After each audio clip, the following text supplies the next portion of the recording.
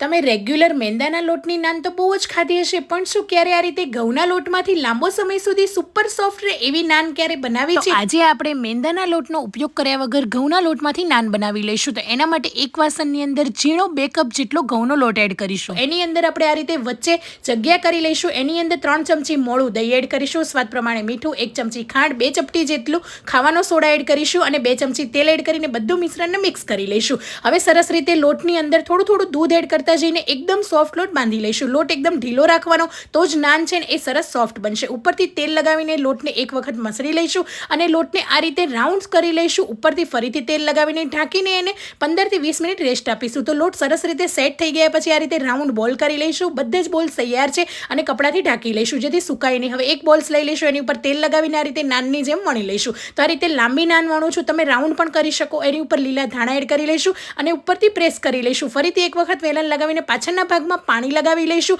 જેનાથી તવા પર નાન સરસ રીતે ચીપકી જશે. હવે આ રીતે તવાને ઊંધો કરીને મીડિયમ ગેસની ફ્લેમ પર સરસ એવો કલર આવે ને અને નાન કાચી ના રહે ત્યાં સુધી શેકાવા દઈશું. બંને સાઈડ એકદમ સરસ મજાની નાન તૈયાર છે. ઉપરથી બટર લગાવી લઈશું અને આ ગરમા ગરમ નાનને વચ્ચેથી કટ કરી લઈશું. આ નાનને કોઈ પણ પંજાબી સબ્જી કે છોલે સાથે સર્વ કરીશું. તો તમે પણ હવે મેંદાનો લોટ સ્કીપ કરીને આ રીતે ઘઉંના લોટમાંથી નાન બનાવો, એકદમ સોફ્ટ બનશે. Thank you.